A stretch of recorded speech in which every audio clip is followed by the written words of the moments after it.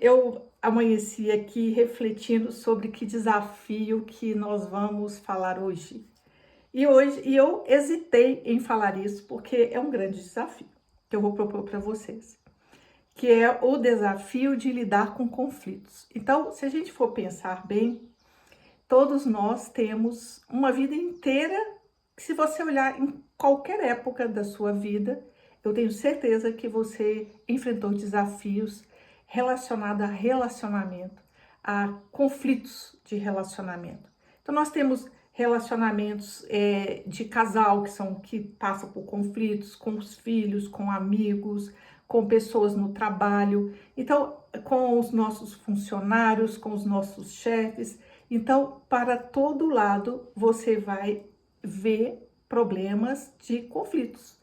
Então, isso nasce da nossa própria natureza, da nossa existência, que tem essa polaridade e essa dualidade. Então, nada fica muito tempo tranquilo, não é mesmo? Então, tem gente que, inclusive, desenvolve um medo disso, porque quando está vivendo alguma situação positiva, uma situação tranquila, a pessoa fala assim, nossa, depois vem uma tempestade. E não é este o caso, é que a natureza da nossa existência, ela sempre vai nos colocar desafios de crescimento. Então, esta é como se fossem exercícios para nos colocarmos sempre ali no nosso centro, expandindo a nossa consciência. E nem sempre a gente passa bem nessas provas. E é por isso que a gente precisa falar sobre isso. Porque muitas questões relacionadas, muitos sofrimentos que nós vivemos, vêm dessa dificuldade nossa de ter esta tranquilidade ou de ter essa sabedoria, melhor dizendo, que às vezes não é tranquilo, mas essa sabedoria para lidar com os nossos conflitos. Então vamos entender primeiro o que acontece num conflito, né? Assim, o que surge de dentro de nós? Vão surgir muitas emoções. Então, com que de fato a gente está lidando? Com emoções. Nós estamos lidando com a emoção ou do medo, ou da raiva, ou de sentir-se injustiçado, ou querer colocar ali o seu ponto de vista, ou de não aceitar o ponto de vista do outro, ou de não aceitar o outro exatamente como ele é. Então, nós temos à medida que a gente vai amadurecendo, a gente vai diminuindo isso, mas na nossa imaturidade, nós vamos criando muitas expectativas em relação ao comportamento do outro, a como que o outro deve ser. Então, nós queremos que aquele outro corresponda à nossa maneira de pensar, às nossas necessidades, mas o outro, ele é uma alma igualzinho a nós. Então, ele tem ali, tanto quanto nós, a liberdade existencial de seguir o seu próprio caminho, inclusive no erro. Inclusive no erro. Você pode estar vendo uma pessoa fazendo alguma coisa imatura, errada mesmo, e nem sempre você tem o poder de fazer alguma coisa em relação a isso, porque aquela pessoa é uma alma e ela está na experiência de vida dela, passando por aquela experiência e que nós precisamos de aceitar.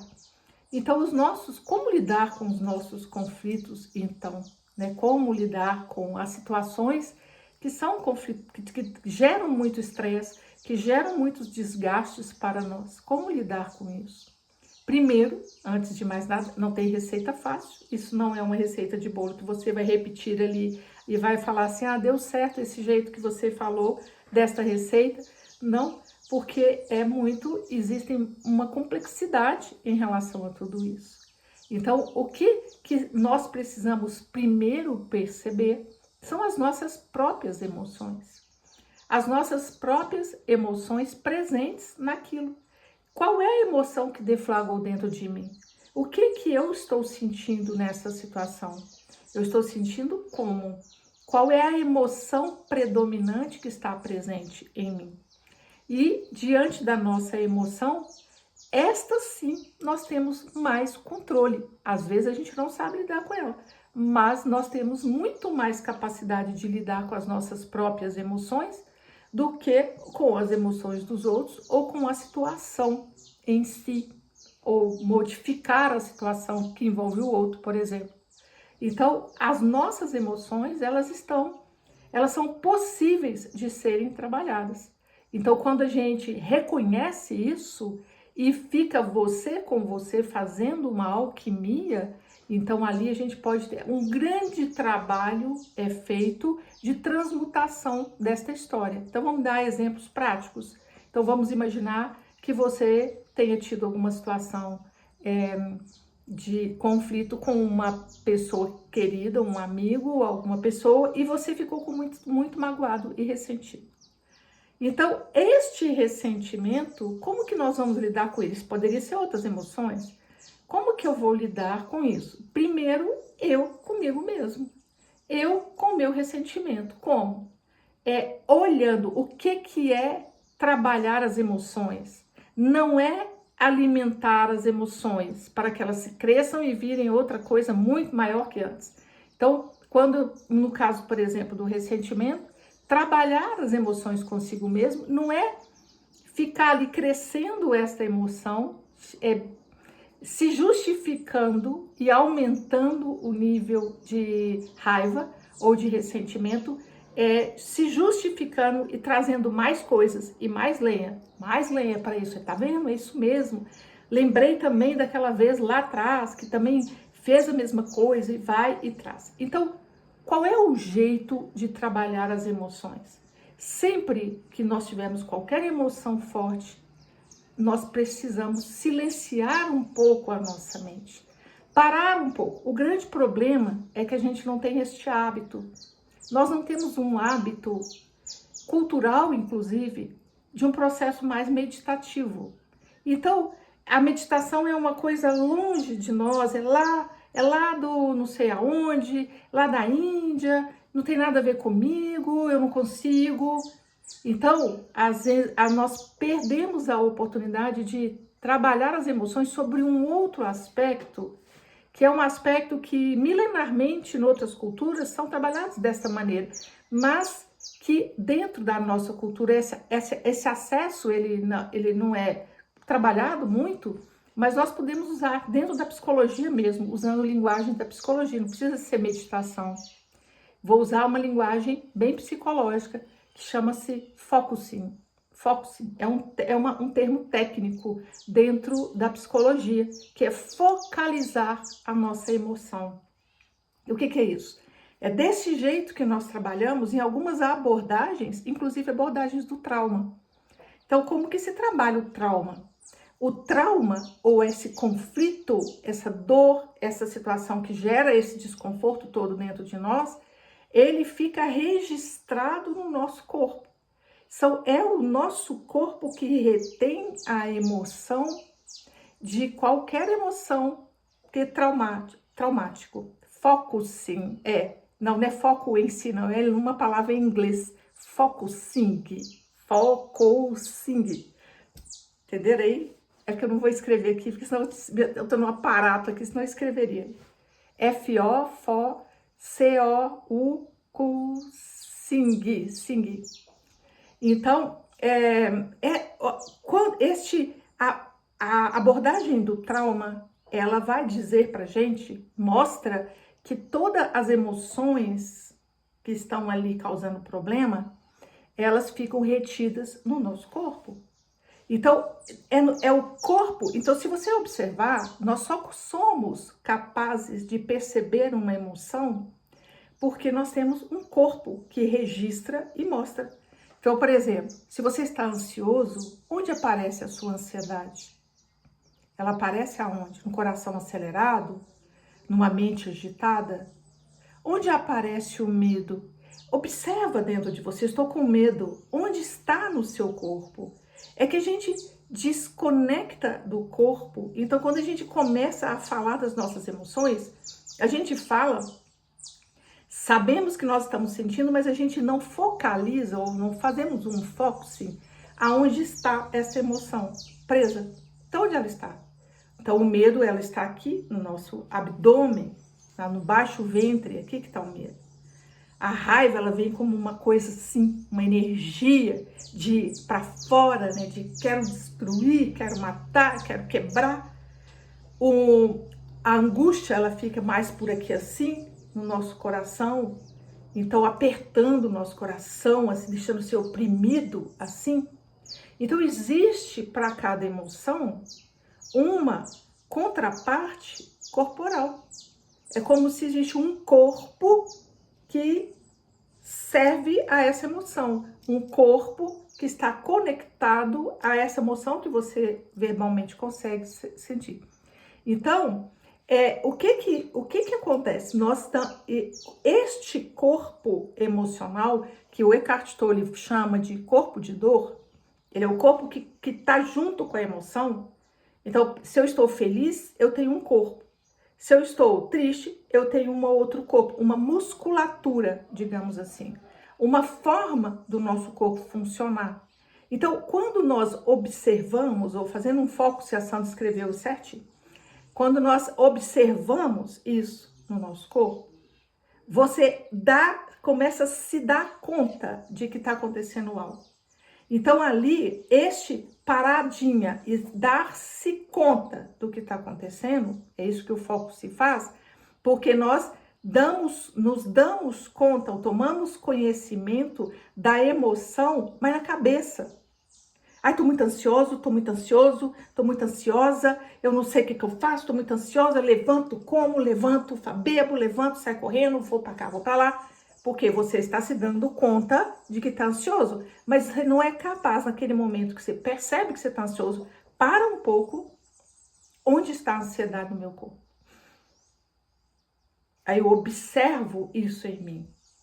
Quando eu observo isso acontecendo nesse corpo de dor, então no caso da ansiedade é como se fosse uma panela de pressão fervendo a água, tchá, tchá, tchá, tchá, tchá, tchá, tchá.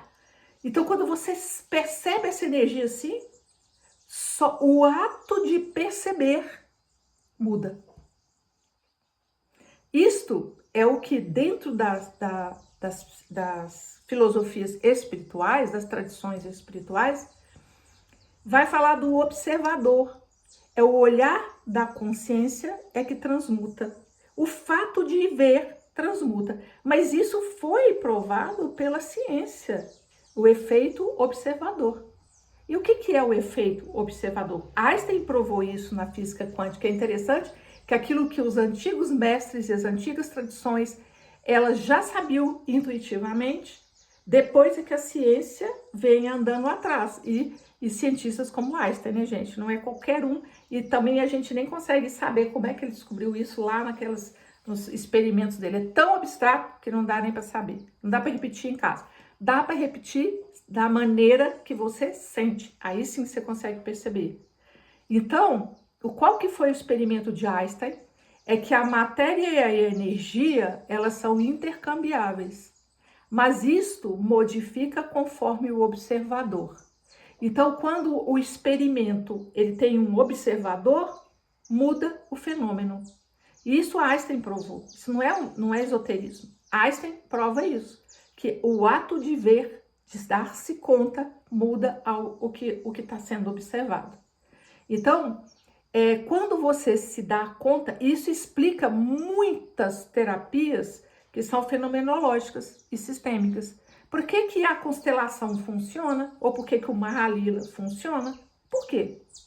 Porque você se deu conta. Porque o ato de ver, o ato de dar-se conta, muda o fenômeno.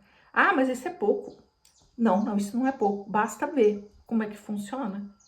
Então, à medida que você consegue parar em primeiro e dar-se conta das suas emoções, nós já começamos, nós mesmos, a transmutar a relação conflituosa que a gente está vivendo. Então, senão a gente vai pegar a carga emocional das nossas emoções, daquilo que gatilhou em nós. Então, uma pessoa, ela é gatilhada, ela gatilha e é gatilhada. Assim, eu estou numa relação com o outro, aquele outro me gatilha e eu gatilho ele. Então, sem essa observação das emoções que são gatilhadas em você, nós viramos um ping-pong de reatividade. Eu reajo ao que você provocou em mim e depois eu lanço isso de volta e você reage e ali entra nessa escalada de conflito. Então, de novo, voltando, como é que nós vamos lidar com conflitos? Primeiro, se dando conta das emoções que estão presentes em você.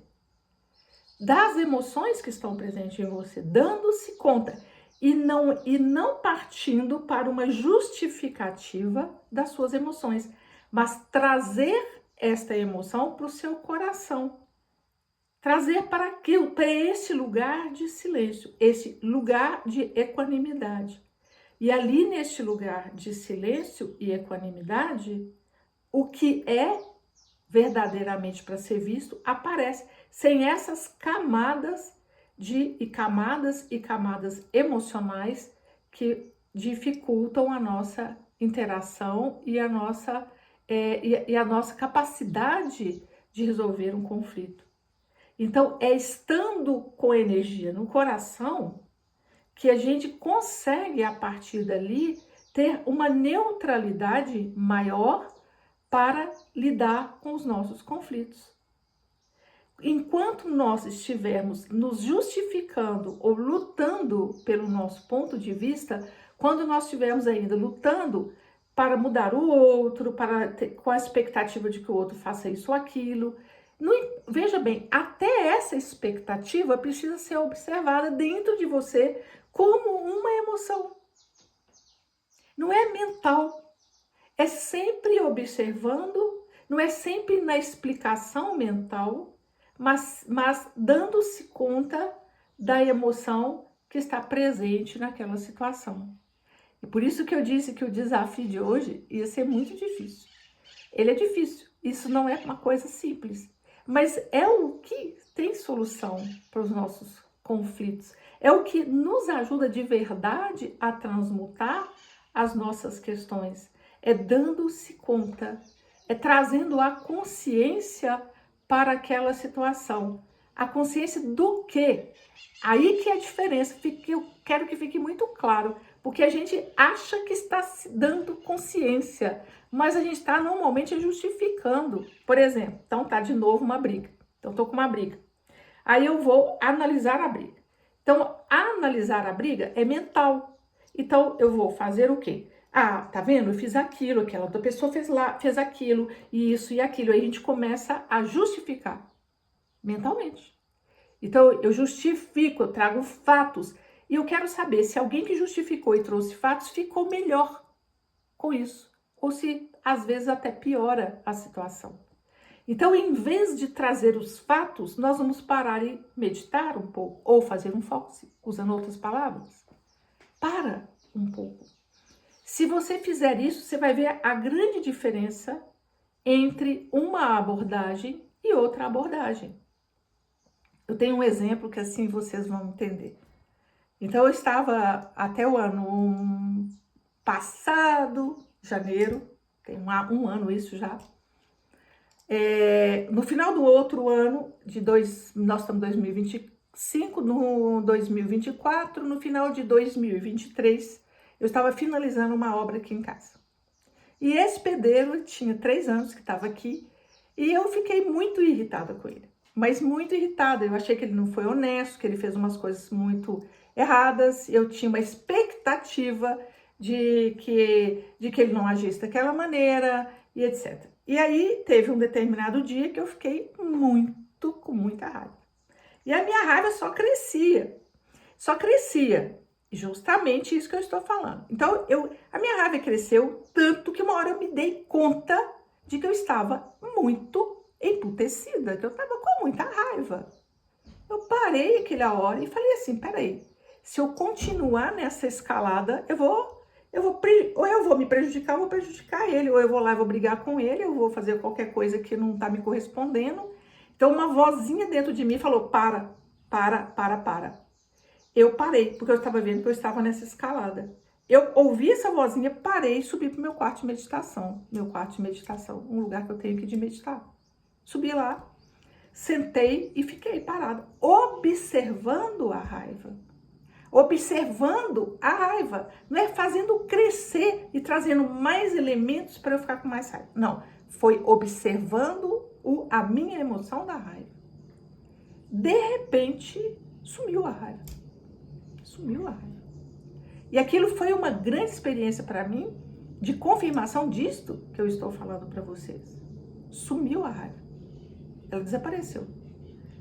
Depois desse tempo que eu fiquei ali comigo, eu não sentia mais isso. Então, eu não conseguia, não vi essa raiva de novo. Então, claro, a raiva e emoções, elas são ondas. Elas vão vir de novo, mas aquela situação em si, não. Aquela situação passou.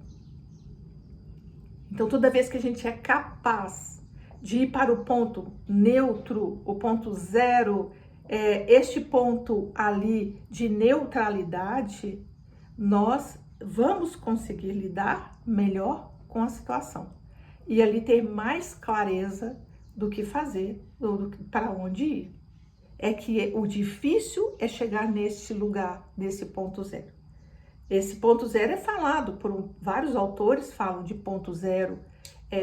O Joe Dispenza, muitos autores vão falar desse lugar de neutralidade, que é o lugar que fica aqui, ó, no coração, na morada do nosso ser.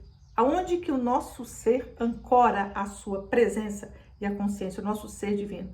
Ele é aqui, tanto que quando nós falamos eu, a gente tende a pôr assim, eu, Denise, eu vou falar eu e bato na minha mão. Eu não falo eu e bato lá no meu calcanhar. Ninguém fala eu com o pé lá, a mão na barriga. Ninguém fala isso. Todo mundo que fala eu, em qualquer cultura, naturalmente vai pôr a mão aqui. O que tem aqui? A morada do ser. Aqui é onde ancora a nossa presença. E aqui é o lugar onde a gente precisa colocar a nossa percepção consciente. Se a gente consegue trazer a percepção consciente para esse ponto aqui a gente fortalece a presença do nosso eu sou. E é justamente este eu sou, esse eu superior, essa visão de cima que transmuta a nossa energia densa das nossas emoções.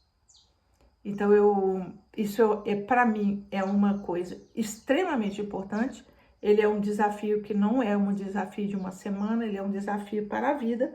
Ele é um ensinamento importantíssimo para desenvolver nosso estado de consciência e a nossa presença. Ele é um ensinamento dos antigos mestres, das tradições antigas espirituais, das tradições verdadeiras que estão aí, não só as antigas quanto agora. Eckhart Tolle fala muito disso, deste estado de presença.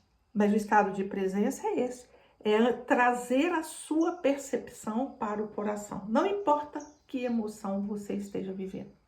Se é medo, se é raiva, se é ansiedade, se é vazio, se é confusão mental, qualquer coisa que você esteja vivendo, você precisa perceber esta emoção em você. Onde ela está? Está aqui na cabeça, ou está aqui, ou está lá na barriga, ou está lá, está aqui nos meus ombros como um peso, não importa qual. Você precisa se dar conta de que está com isso e olhar para isso. E ficar parado olhando enquanto você inspira e sente o seu coração. Este ato faz com que isso vá para o seu coração, que você assente a sua morada no seu coração, que você traga a luz da consciência. É como se você está no seu coração aqui, ancorado neste lugar, perceber nesse lugar, aqui acende uma luz. Acende uma luz. Ali acende esta luz e tudo muda quando acende uma luz. Muda. Não é que o conflito vai simplesmente que você não tem que fazer nada. Não, mas é que você vai ter mais clareza e você vai agir não a partir das suas emoções, mas a partir de um ponto neutro, de um ponto de sabedoria, de um ponto de conexão com o seu eu superior. Então, fique aí o convite para vocês experimentarem isso. Experimentem. Se você está vivendo alguma coisa desse tipo, faça isso. 5 minutos e você já vai ver a diferença. Um grande beijo a todos. Gratidão pela presença aqui comigo. Beijo no coração de vocês. Até!